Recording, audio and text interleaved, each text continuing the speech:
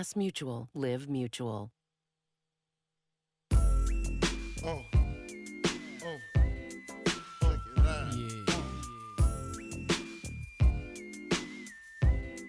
Check it out.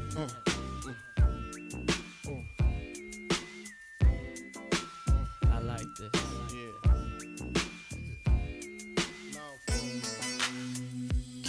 To all the ladies in the place with style and grace, allow me to lace these lyrical douches in your bushes. At the end of the day, Aaron Rodgers just wanted to be called Big Papa.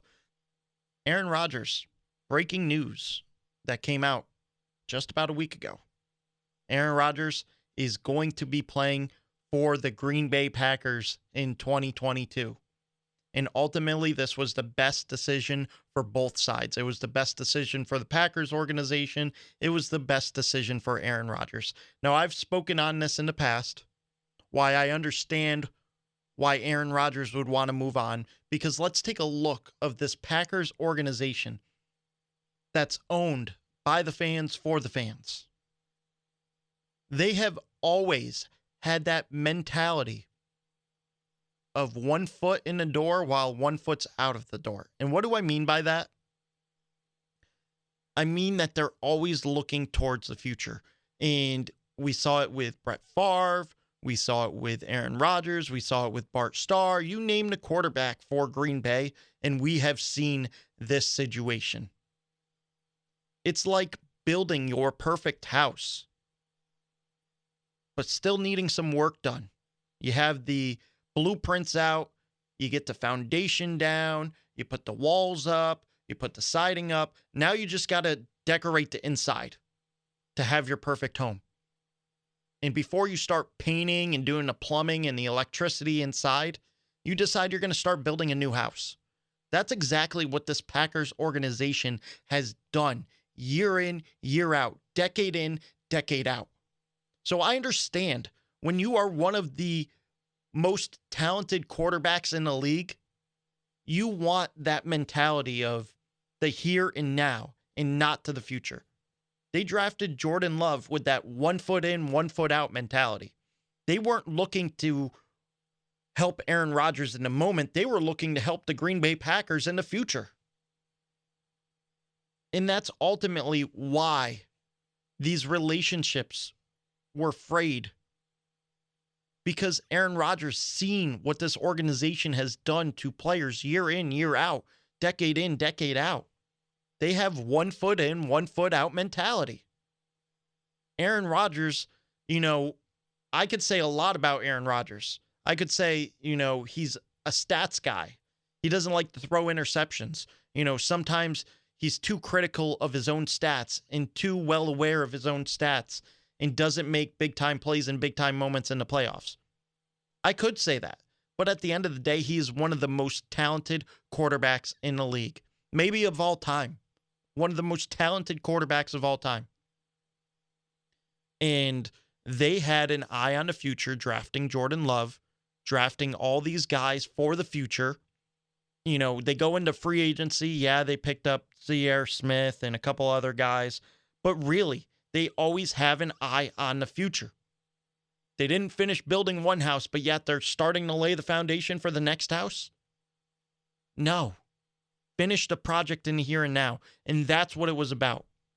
So when they restructured contracts, when they franchise tagged Devonta Smith, when they signed this guy and bring this, not Devonta Smith, oh my gosh, what am I thinking? Devontae Adams. When they franchise tag Devontae Adams, when they bring this guy back and this guy back and they bring Randall Cobb in, they are building back that relationship because they are showing Aaron Rodgers they are in the now. They don't have that 1 foot in, 1 foot out mentality.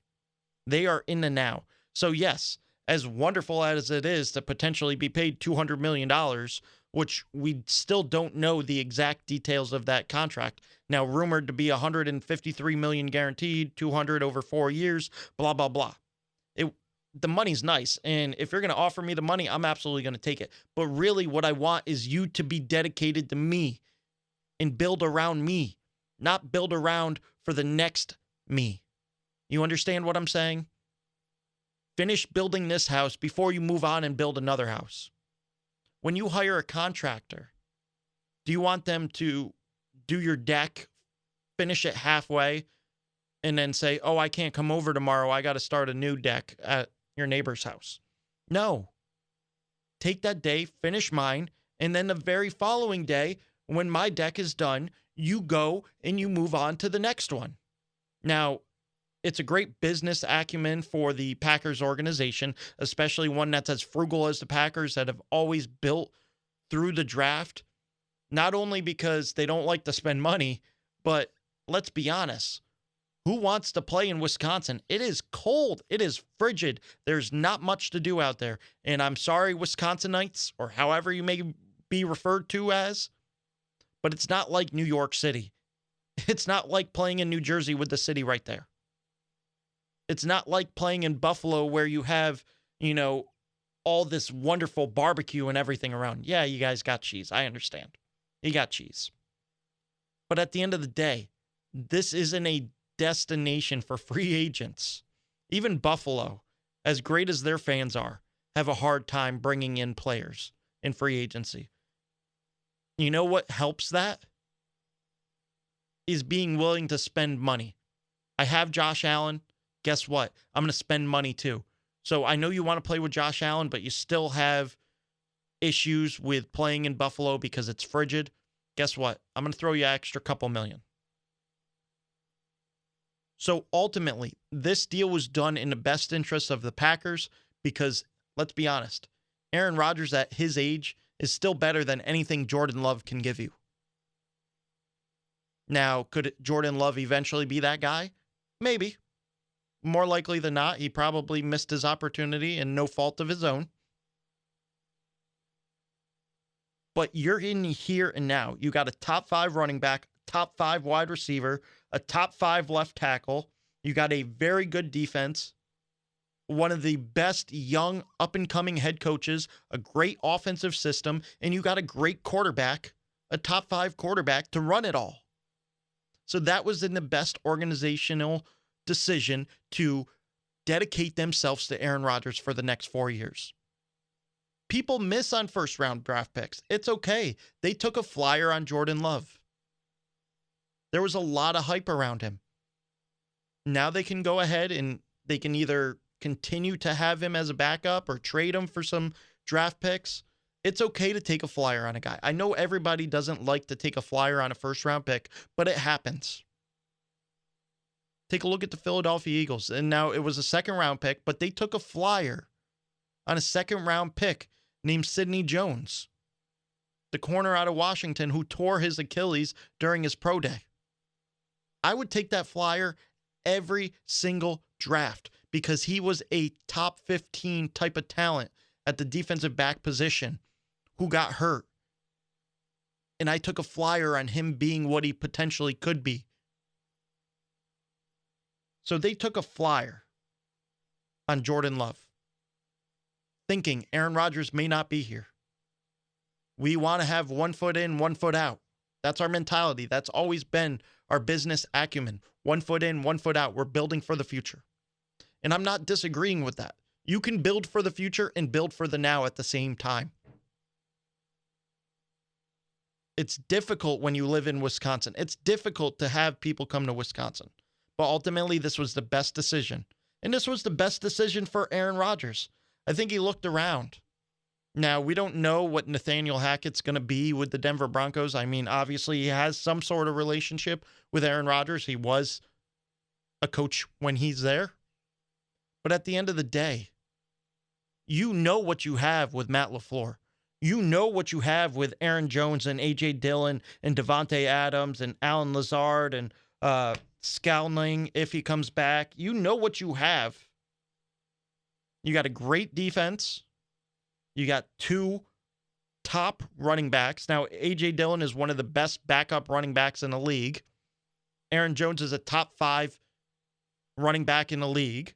Devontae Adams is a top 5 running back in the league, or wide receiver in the league. So you know what you have.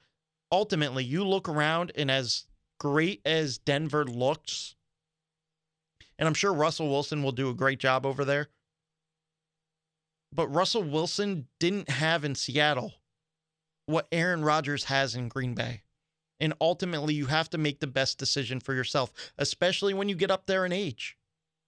There's a reason Tom Brady went to the Buccaneers and didn't go to, let's say, the Panthers. There's a reason he chose the Buccaneers.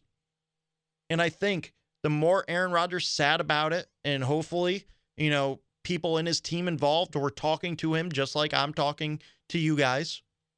Look around. Denver, yeah, they got some very good pieces, but you would have to learn a whole new offense.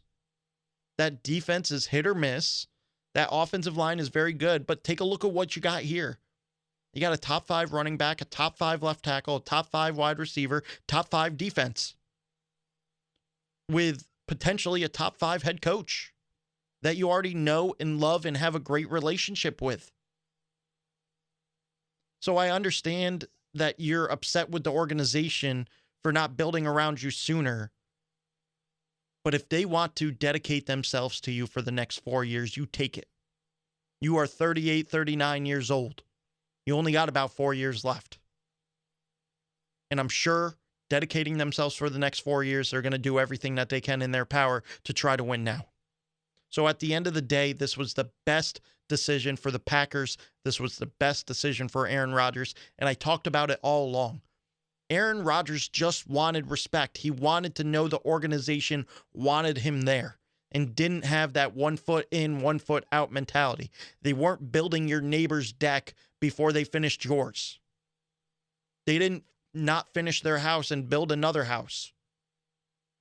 He wants to know my deck is getting finished. My house is getting finished before you start the next project. I want to make sure my career is as good as it can be for as long as it can be.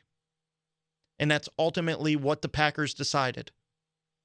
Do we take a risk with Jordan Love, or do we try to build a championship team with Aaron Rodgers? We made back-to-back NFC championship games.